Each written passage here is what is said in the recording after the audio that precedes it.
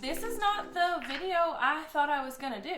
You know, honestly, when I put this on my calendar, I was like, oh, I wanna show behind the scenes of a launch and like have a really big launch and show on camera. No. Now, I understand $20,000 is not a small amount of money. Today is a big day. Not only because it's day one in the challenge, but also because we're finally getting our garage painted. I'm so excited. There's people here painting the garage, pressure washing our house. I'm pumped. If you have been around for a while, you know that we built this garage during COVID and it's just stayed out here unfinished this whole friggin' time. But I'm so excited. The door should be here soon. The paint should be on today and tomorrow. Oh, I'm so excited.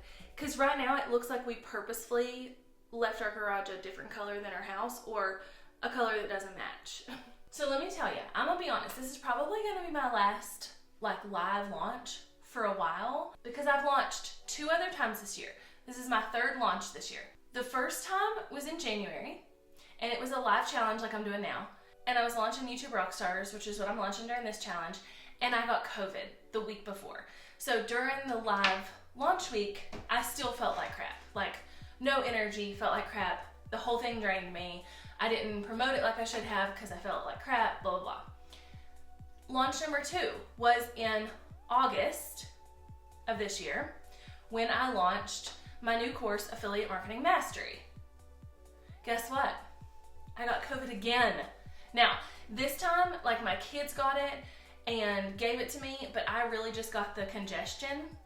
I didn't feel that bad, but still I had no voice and didn't have as much energy as I would have liked to have had to launch. And guess what? Just guess. My oldest child started feeling bad last night. And I'm about 100% sure he has the flu because he has had the flu 2 other times and now he's had COVID twice too.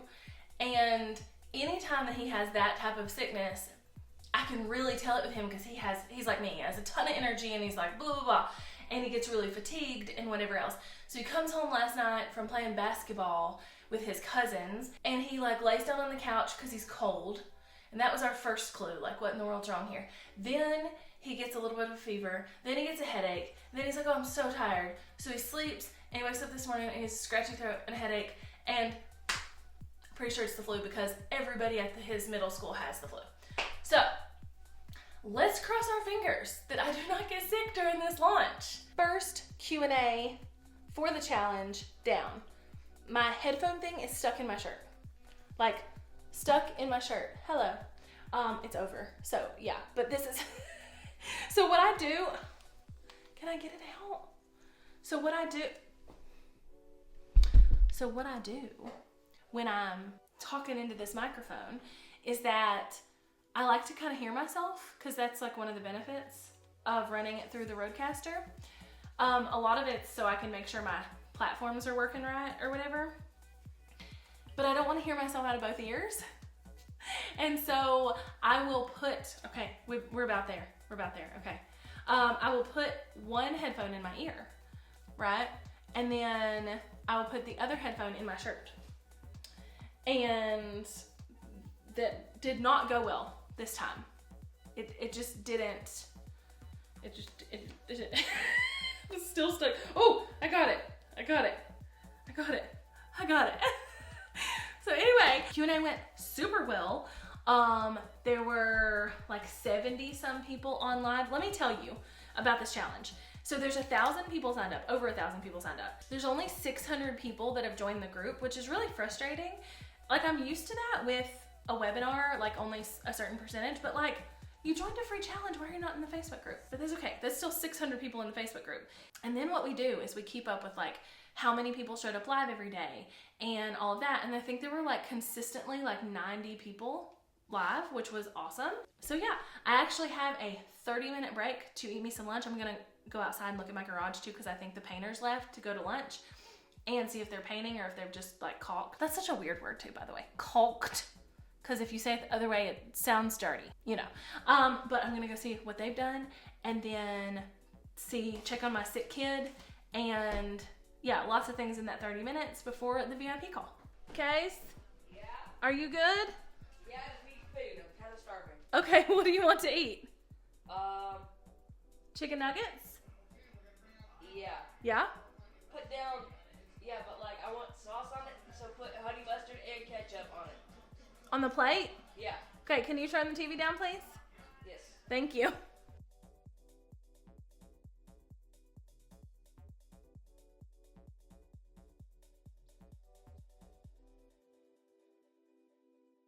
You have to see what I just got in the mail. Like, oh my gosh. So we were opening it up. I'm vlogging. We were opening it up and my son was like, they're your office colors from back when I had my studio. Air Force Ones in my brand colors.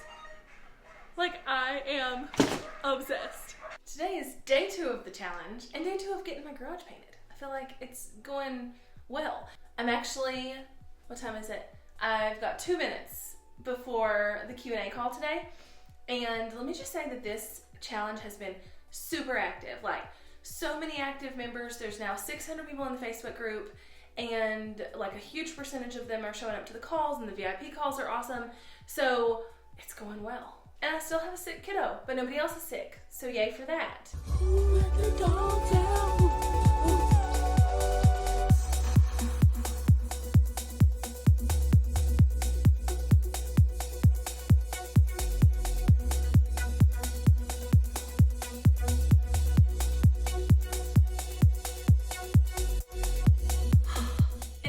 Day 3 of the challenge, and it's going really well. And like, I feel like it'll be really easy to see how the challenge goes this week and how I feel because of how I look each day. So like Monday, I was like complete makeup, new hair, you know, like I washed my hair. Tuesday, I did not wash my hair, but it looked okay, complete makeup.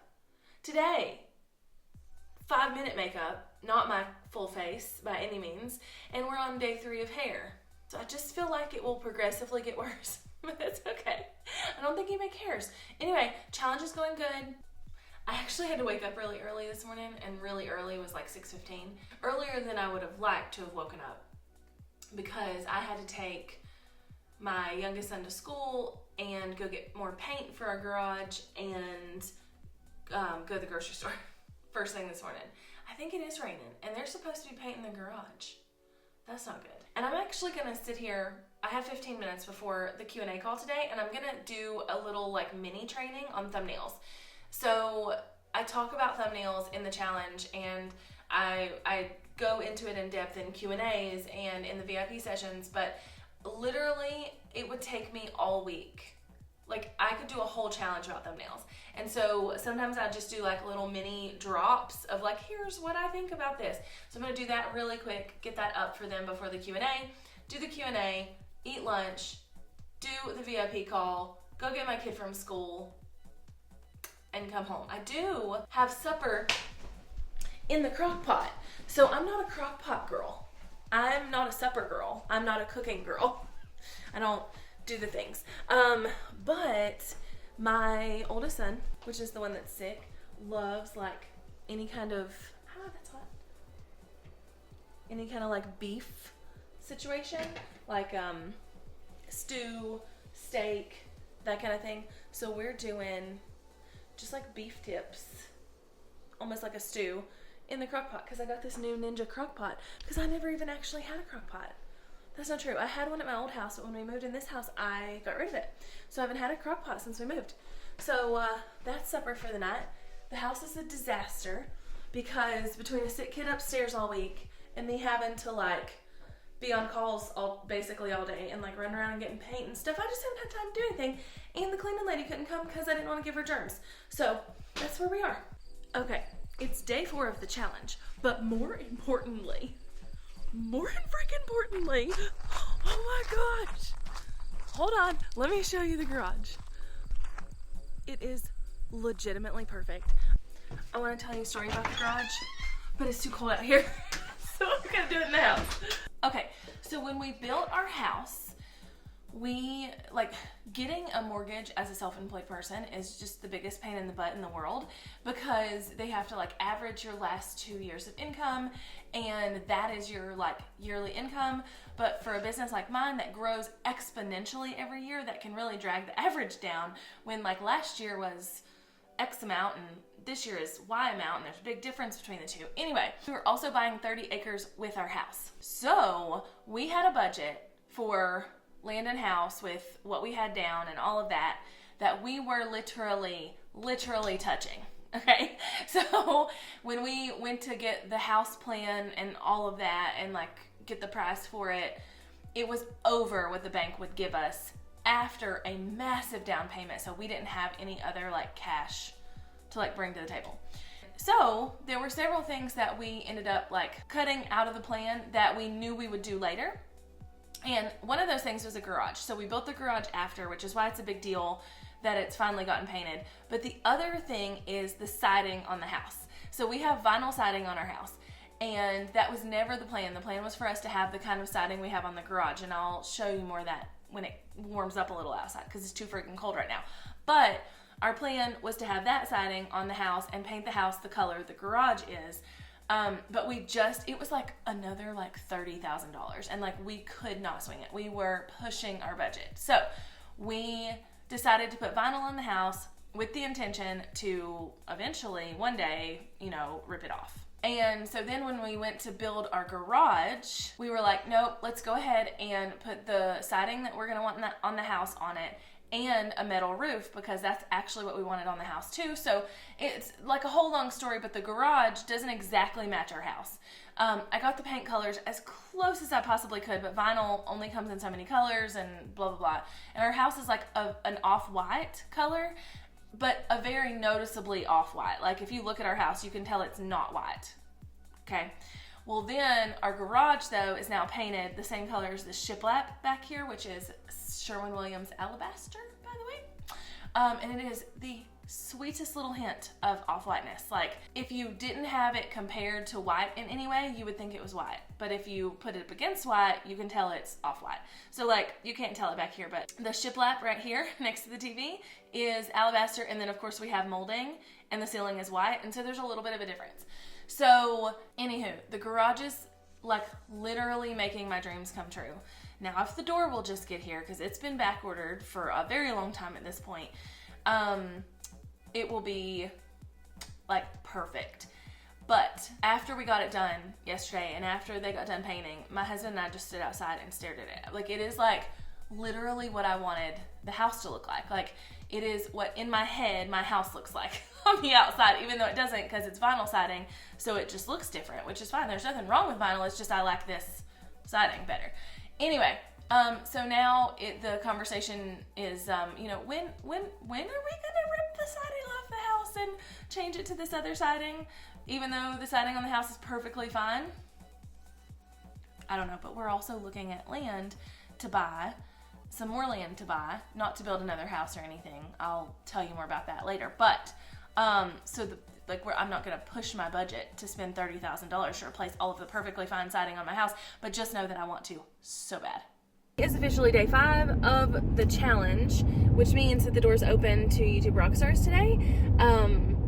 And so what we're doing is, actually, I have a hair appointment today, which is where I'm going. Well, I'm not going there. I'll tell you in a second where I'm going, but I'm gonna go there. But so when I was scheduling out this challenge, I was like, oh well, I have a hair appointment on Friday, so let's do the Q&A calls and the VIP calls later in the day rather than the middle of the day, which actually is really good because it frees up some people who can't normally come to the calls. And so anyway, that's what we're doing today. But I am on my way to town. One, because I have a hair appointment. But it is 9:28. My hair appointment actually isn't until 11. And the reason I'm headed out now is because I get a call from my mom last night that my grandma has COVID. My grandma and her husband both have COVID. And I don't want my grandma to sit around and not take care of herself. So I'm going to go get some supplies for her. So some vitamin C. She wanted orange juice and apple juice, some Pedialyte in case she's not drinking correctly. And yeah, so that's where I'm headed, to the grocery store, well, to Walmart, to get all that, and then drop it off at my grandma's, check on her, then go get my hair done. And then I'm actually gonna try and see if Jonathan will bring me lunch to the hair place, because I'm not hungry right now. And if I go get something for lunch now, it's gonna be cold because it's 9:30, you know? But my hair appointment's at 11, but it'll take a while because, you know, it takes a while. And then I'll be starving, and then I'll have to run straight from my hair appointment to get my kids. So I'm in a bit of a pickle. We're gonna figure it out.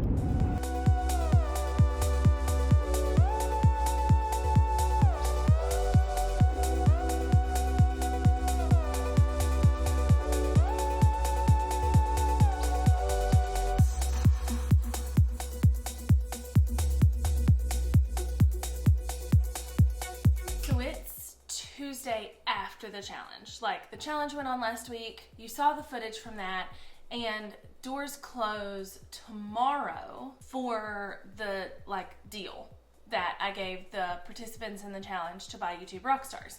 Now, let me just explain a little bit about how this normally works, how I've done in the past, blah, blah, blah.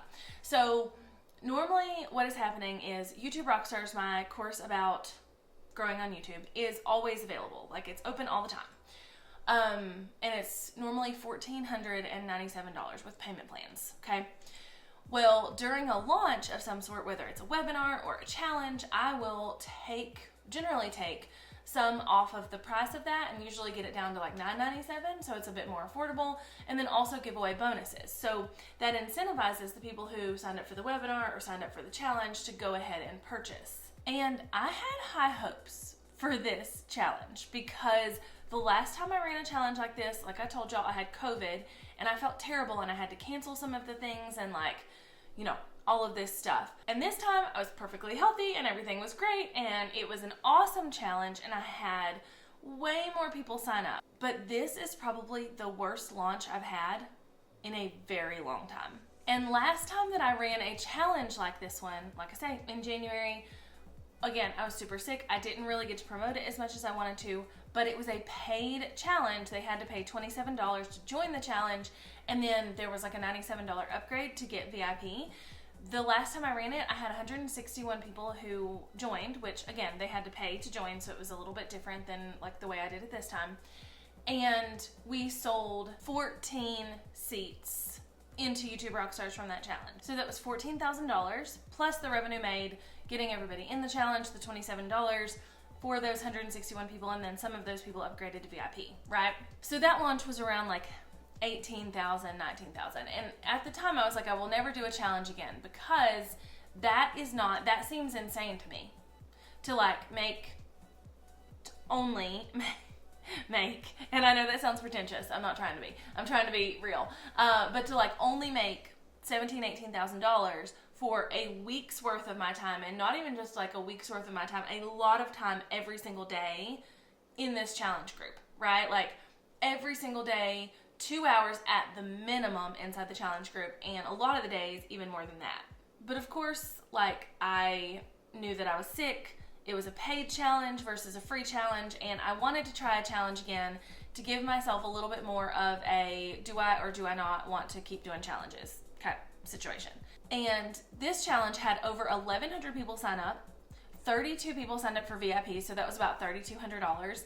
And so far, which the doors don't actually close until tomorrow, but so far we've only sold 18 seats in YouTube Rockstars. So all in all, this is like a $22,000 launch.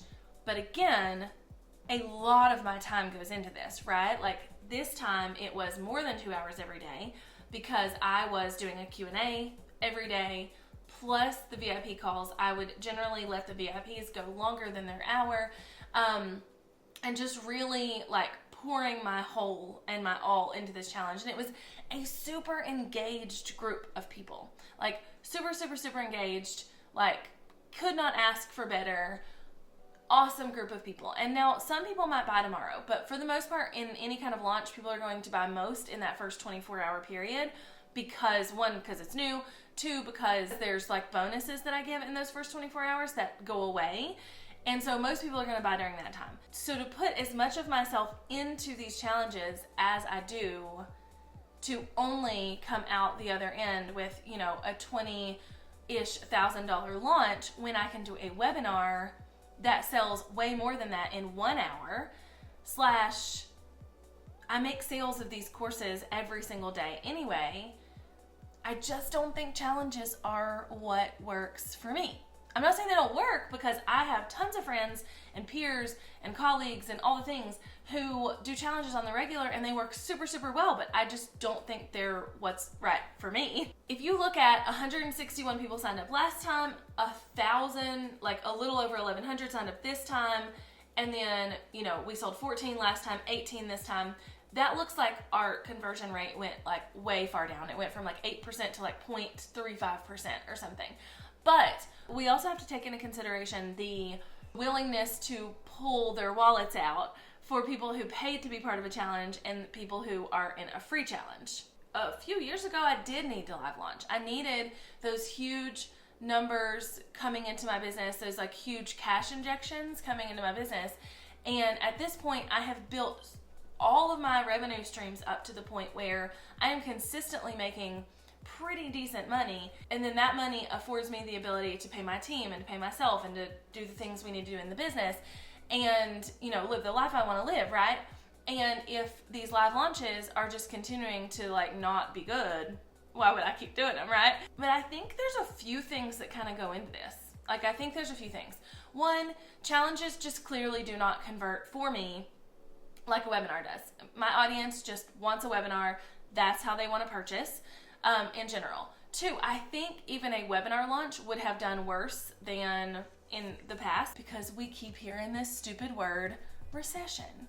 And here's my opinion on recessions. They're annoying because we go into a recession because we scare people into different buying habits, which lead us into a recession. Like, if the news wasn't constantly like, we're going into a recession, blah, blah, blah, recession, oh my gosh, it's gonna be a recession, people's buying habits wouldn't change. We had people losing their freaking jobs in 2020, right? Like, losing their jobs, like lots and lots of unemployment, right? From 2020 and 2021.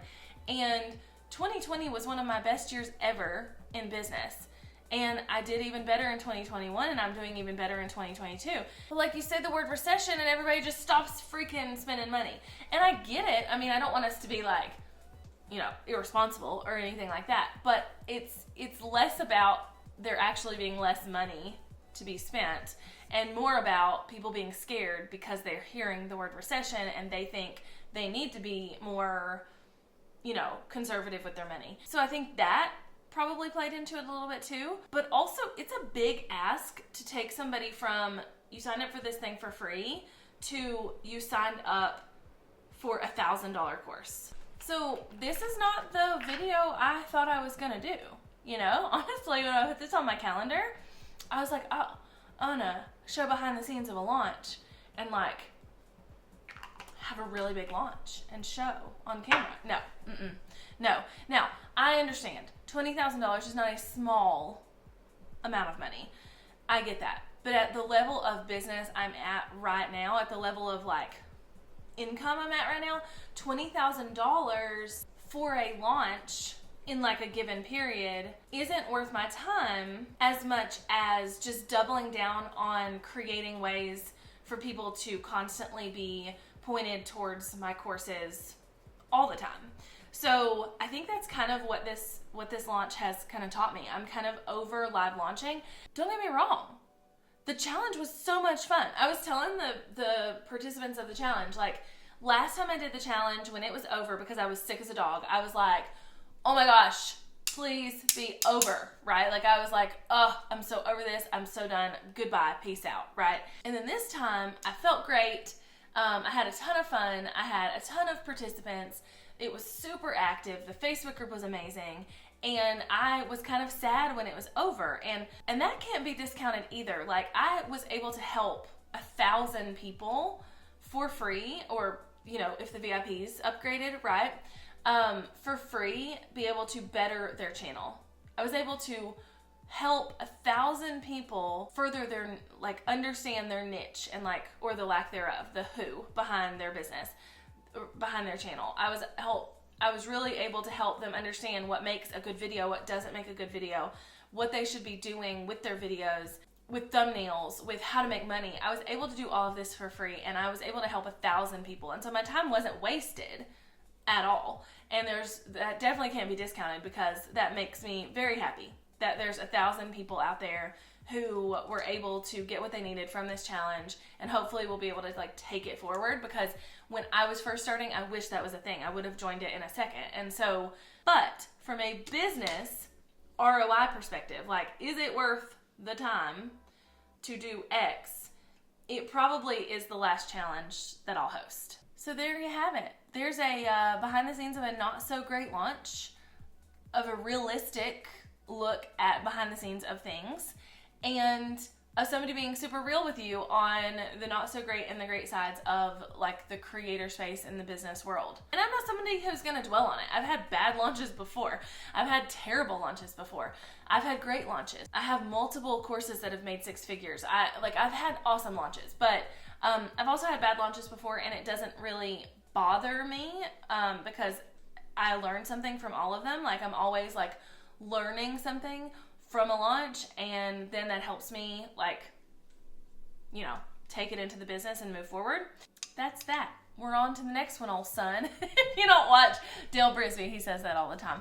But yeah, on to the next one, on to the next thing, on to like whatever is next for the business and the brand. And for me, honestly, that is really just doubling down on my content creator hat, because when my content does well, my audience grows. When my audience grows, my income grows. When my income grows, I can do more things. I can pay my team more. I can do more things personally that get me to, you know, bigger goals. I can also help more people and donate more and do the things. So that's kind of my goal. I'm also really itching for another studio space, but I really want it in my downtown area. At least walkable to the downtown area. But it can't be in the like main street area, which is where my last one was, because we all know that that was way too freaking loud. So I'm on the hunt. You know, we'll see if I can find something that I like or, you know, want to use, because I just feel there's a couple things. One, I want to be able to like build out sets a little bit more than I can in my home office. Two, my home office, you see my house, it's like very like farmhousey, and that's so like, I love that style so much, but it's really not my brand style. My brand style is very colorful and like, you know, like pinks and oranges and whatevers. And if I were to paint my office those colors, it would be weird, because it wouldn't match the rest of my house. And so I'm craving like that. I'm craving to be able to do that again. But yeah, we'll see. All right. I think I'm done rambling. Bye, y'all.